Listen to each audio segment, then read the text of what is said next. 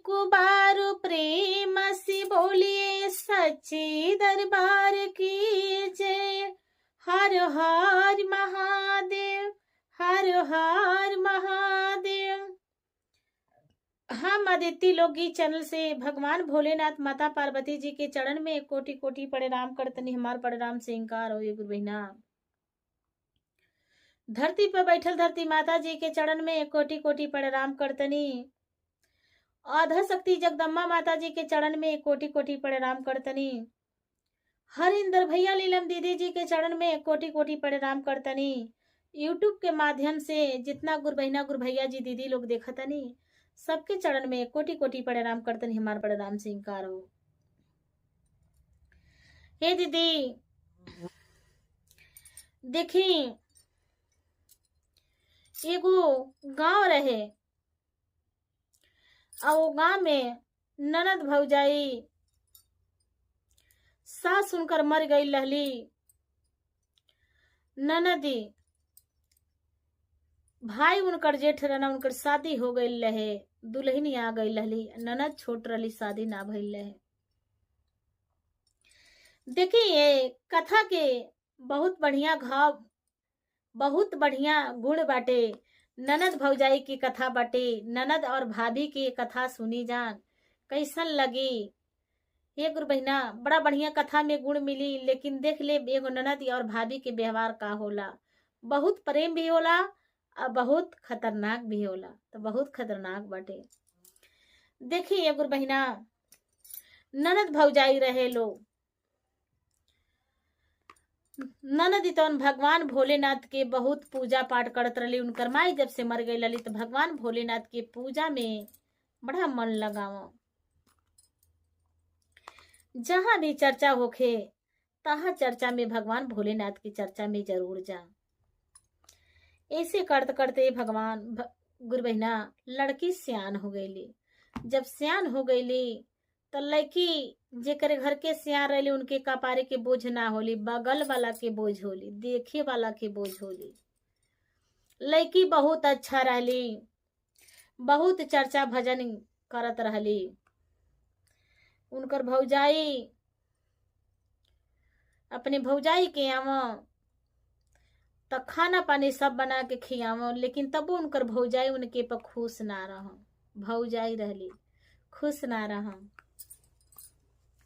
चर्चा में भजन में जा दाया मांगो। लेकिन ये गुरु बहिना सबसे बढ़ के दाया पहले अपने करे के पड़ेला, तब भगवान भोलेनाथ से दाया मांगल जाला। पहले दाया देहल जाला तब दया मांगल जाला। देखी लड़की भगवान भोलेनाथ के चर्चा भजन में जा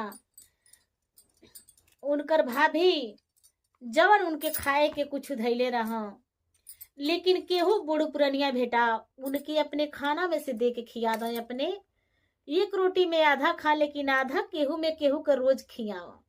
लेकिन दाया जे के करेला, जेकरे पास माया रहेला, वो बेचारी के पास बड़ा माया रहे। माया रहे तबे आदमी कहेला बड़ा माया लगता, फलाने भूखे बनतन उनके खिया दी, उनके खिया दी।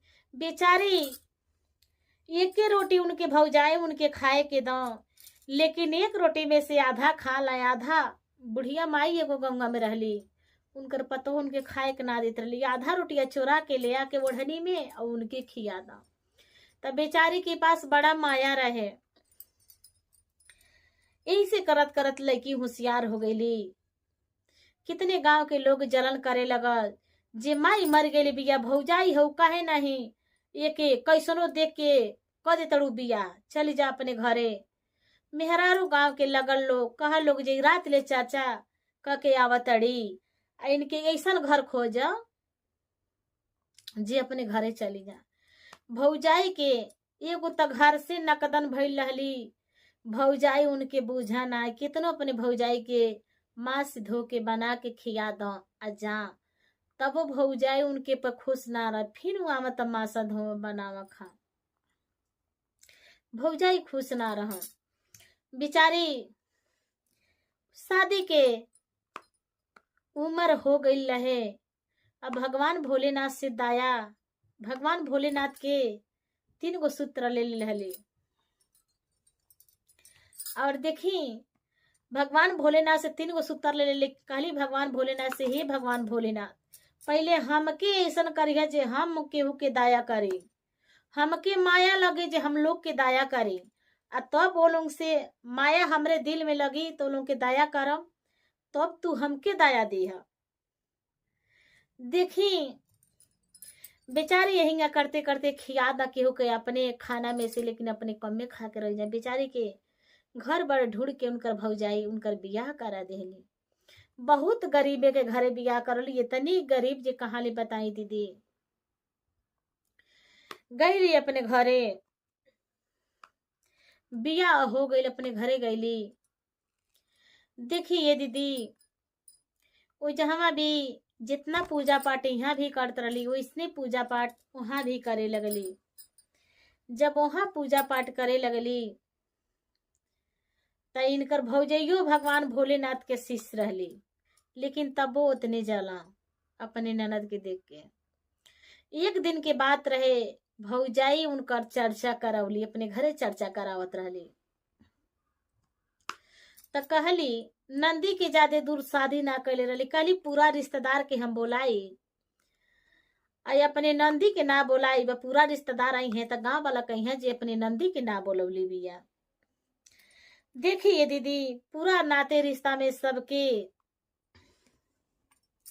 बोलवली, सबके न्योता भेजौली, आई अपने ननद के घरे अपने न्योता लेके गईली। बेचारी के देखली जे घर तो सुगैत नहीं, एकदम झोपड़ी रहे, घर द्वार सुगैत ना रहे, कपड़ा लत्ता बेचारी अपने घर में फाटल लुग्गा में पेवना लगा के, जहाँ फाट गई रहे दीदी दूसरे कपड़ा में से साट के पेवना लगा के अब पहले रहली लुग्गा। गईली तो देखली खूब खुश भैली जे खूब ननद हमार गरीब एक घरे पड़ल भी, एक कुछ बा नहीं। देखिए दीदी भगवान भोलेनाथ के महिमा। अपने ननद के कहली जे चर्चा करावत नहीं तू चली अइह, लेकिन अइह तो बढ़िया कपड़ा पहन के अइह, फाटल फूटल कपड़ा न पहन के अइह, ऐसे जे ना तो रिश्तेदार बहुत आवत न, हमार भौजाई बहिनी आवत अड़ी लोग, सब लोग आवत, बढ़िया कपड़ा पहन के अइह, आ नहीं बढ़िया कपड़ा मिली तो मत अइह। लड़का लोगन के अपने बढ़िया कपड़ा पहना के लेके अइह, आ नहीं मिली बढ़िया कपड़ा तो नत अइह। ये तरह कह के न्योता दे के गईली। देखी भौजाई जब आ गईली तो ननद बड़े खुश भैली, खूब खियौली पियौली जौन जुरल मिलल, लेकिन ऐसा बात कह के गईली जे तोरे कपड़ा मिली तो अइह, ना मिली तो न अइह। देखी एगो बहिना बेचारी के उनकर पति देव गईलन कार करे, कमाई उतने रहे जे दिन भर कमात साझी के जवन ले आव उहे बस भोजन भर के होखे, इससे बेसी ना होखे। बेचारी घरे बैठ के रोवत रहली। उनकर पति देवई न कहना जे का बात है रोवत अड़ू, कहली नाई कुछ बात नहीं है, कहना नाई का बात है बताओ, आखिर बतेबू तबे न हम जानब का बात है। कहली अपन मन में भौजाई के बात है, का मर्द से अपने कहीं जे हर एक बात नहीं कहल जाला, मर्द ही कितना निक रहा लेकिन ताना मार देला लो।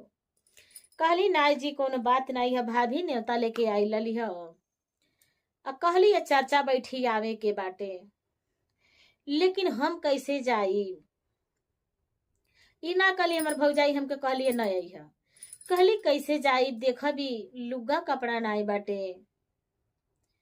का कैली बक्सा अपन पेटी खोलली, कहली कौनो तो सुहई तो हुई, कहना ना जौन हुई तन पहिर के चल जाइ। का कैली राती के समय रहे बक्सा खोलली पेटी अपन, देखा तड़िए दीदी कौनो उनके पास लुग्गा ऐसा ना रहे जे पहिर के जाए वाला, कौनो लुग्गा रहे फाटल रहे या ऊपर से पेवना जोड़ ले रहा। पहले के लोग जन फाटल रहे या ऊपर इतना फाट जा चाहे जर जा तो ऊपरा से लुगवा सट के में सिया जा, वैसे सीसी बेचारी रखले रहली। उनकर भौजाई के बतिया याद आवे, लेकिन अपने पति से कहली ना, मैंने इतना खाली कहली जे हमके बोलौले बड़ी भाभी। अये दीदी देखो भी बेचारी अपने मर्दे लड़का लोग के खाना बना के खिया के, ठंडी के महीना रहे यह ठंडी के महीना है दीदी। ठंडी के महीना में बेचारी कौड़ा पर बैठ के आगे बार ले लिया, कौड़ा पर बैठ के रोवत रहली। कहली ये भगवान भोलेनाथ, इतना तार पूजा पाठ कैनी लेकिन अब हिन दुख हमके छोड़ के गईल ना। बचपन में माई मर गईली, नैहर में इतना परेशानी कटनी, ससुरा में भी यानी इतना हमरे लइका लोग के कपड़ा रहता ना हमके रहता। आ दिन भर के जौन कमाई आओ तो साझी के कई खैले में खत्म हो जाता।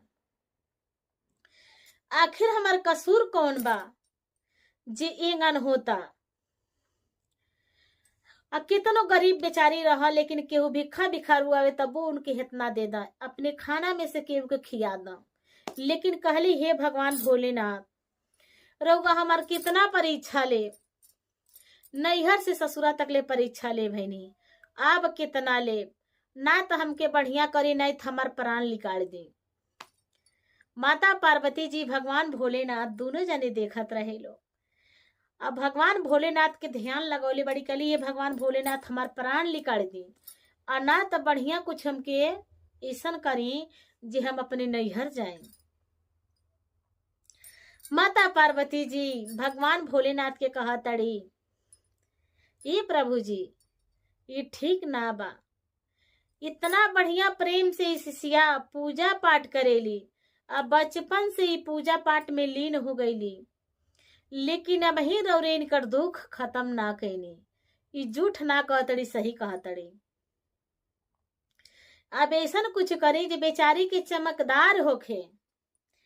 भगवान भोलेनाथ कहतनी, देखो राती के समय बा, सवेरे उनका जाए की बा। बताओ केहू के दुआरे पर कौनो पुरुष जाए तो राती के लोग बड़ा गलत सोचे। ऐसन बात बाटे, तू जा। माता पार्वती जी के कहना जी तू बुढ़िया माई के भेष पकड़ा जा।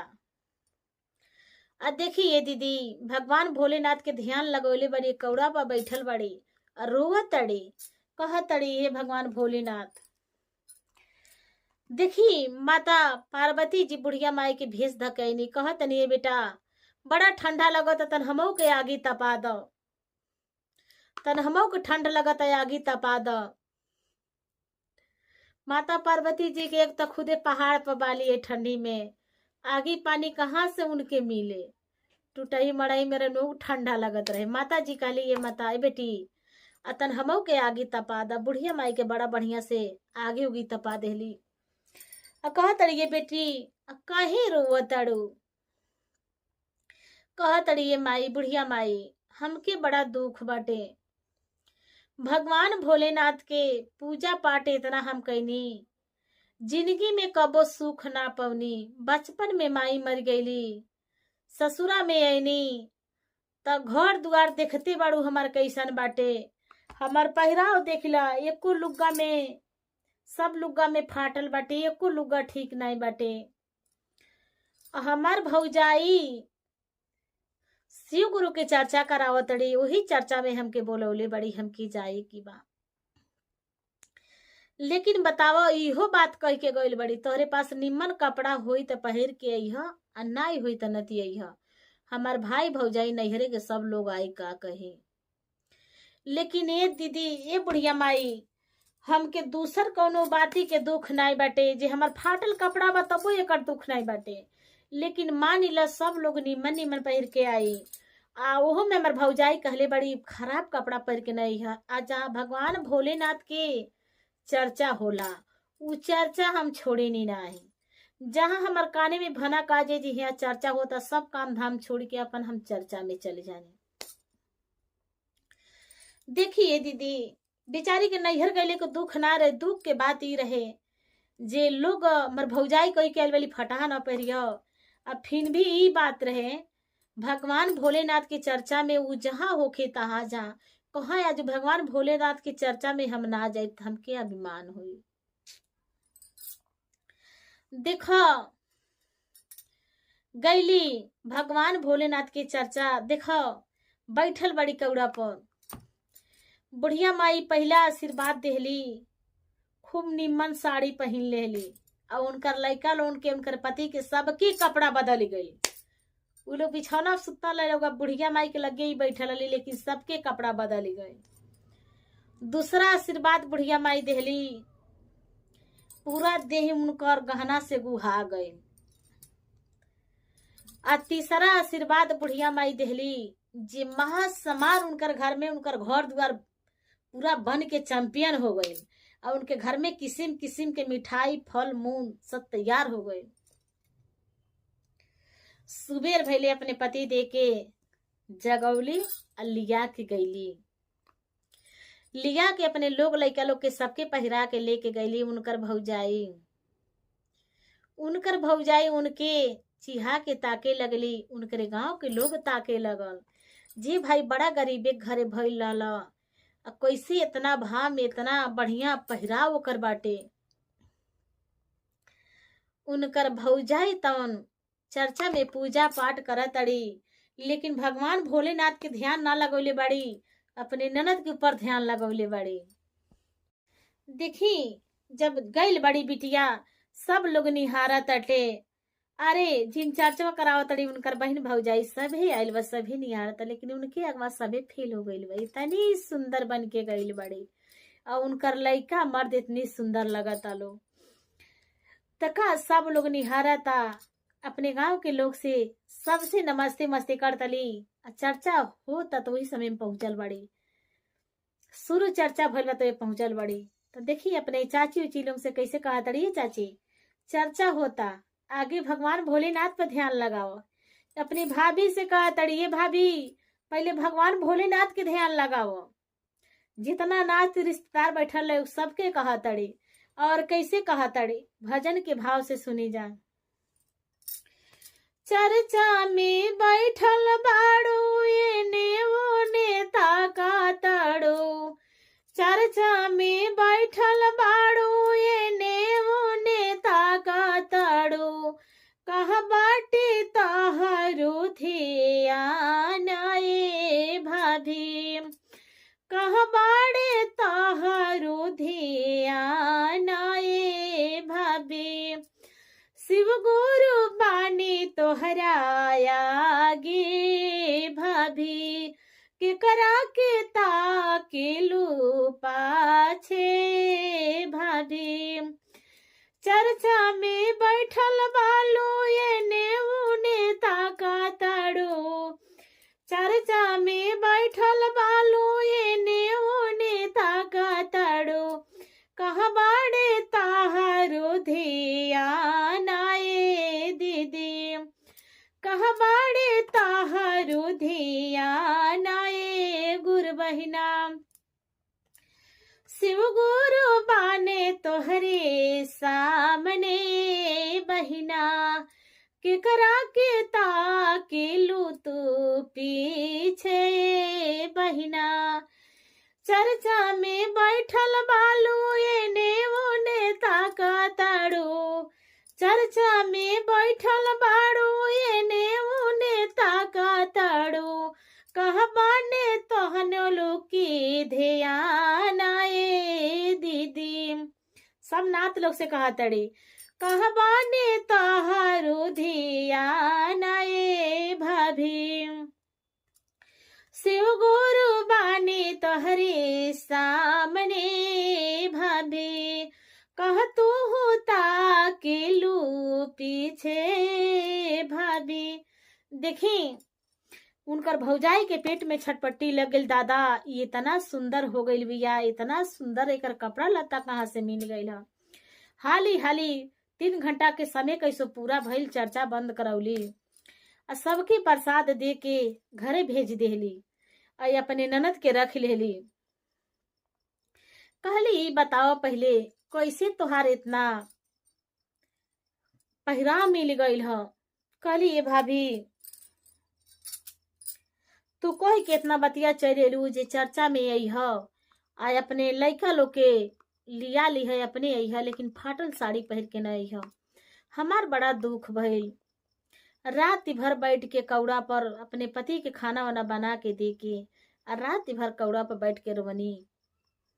एगो बूढ़ी माई अली, उहे लगली सारी बात पूछे, कनी हमार है ये परेशानी बाटे, हमार भाभी न्योता दे के गईली है, कहली है लइकन के बढ़िया से पहिरा के लेके आई, अपने बढ़िया से पहिर के लेके आई। हमार बा नहीं, हम कैसे पहिरब आ कहाँ से पहिर के आई।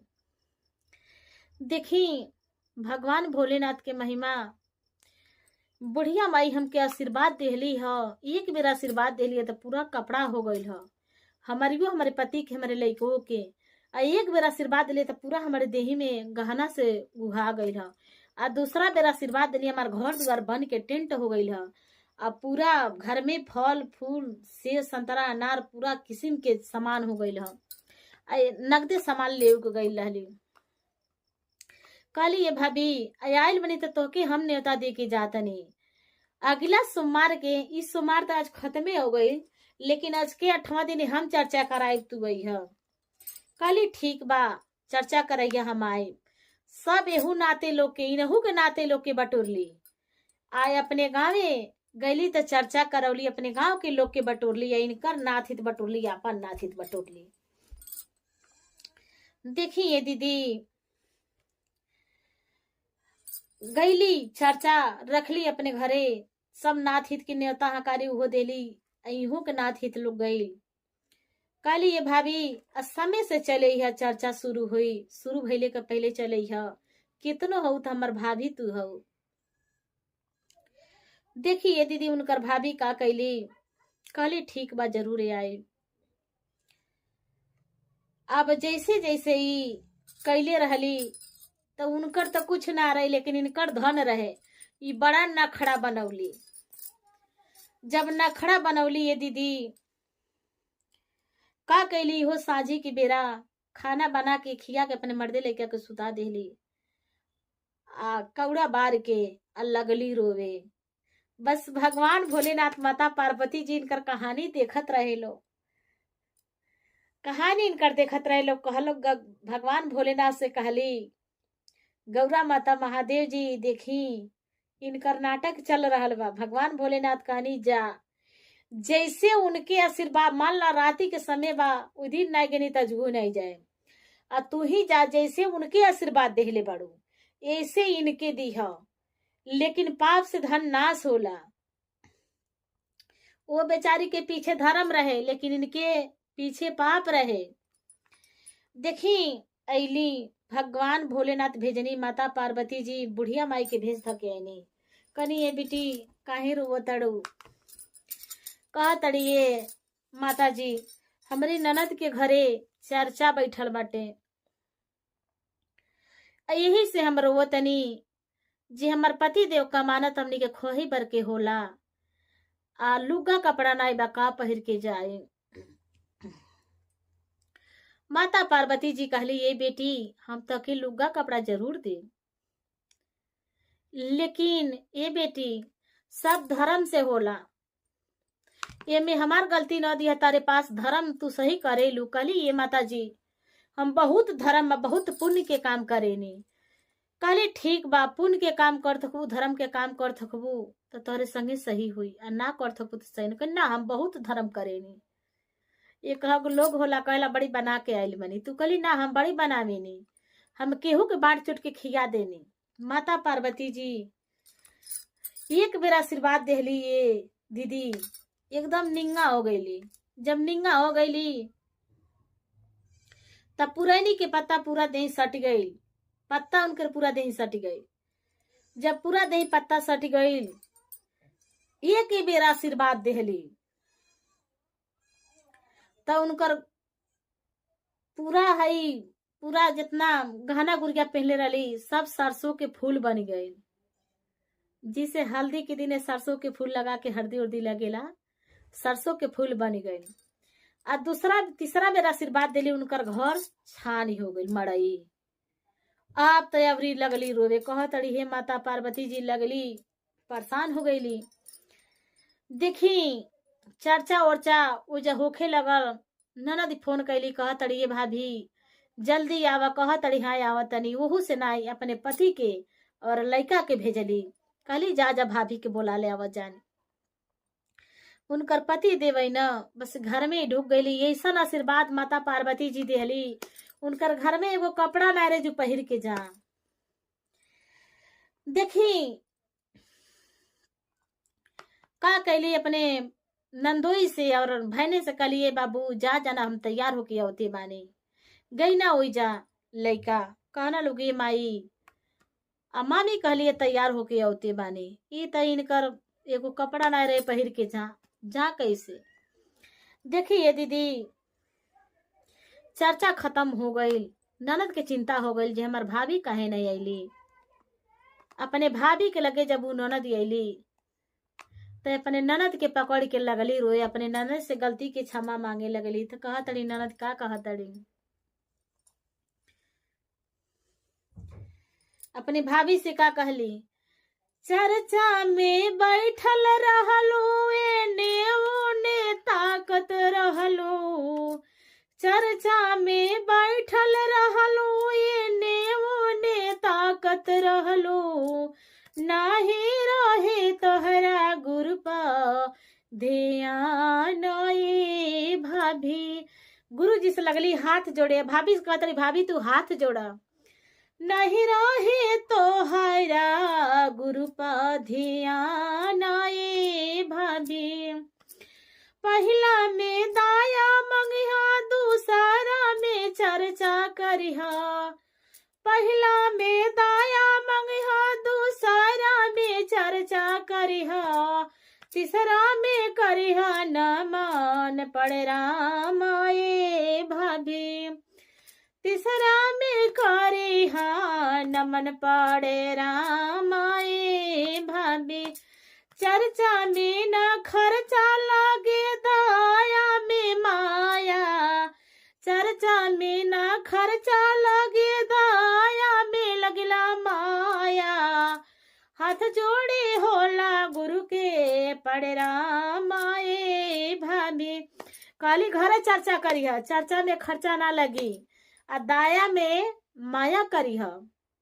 हाथ जोड़ के गुरु के प्रणाम करिया ये भाभी तो सब सही हो जाए। चर्चा में न खर्चा लागे दाया में माया। हाथ जोड़ी करिहा गुरु के प्रणाम ये भाभी। हाथ जोड़ी करिहा गुरु के प्रणाम ये भाभी।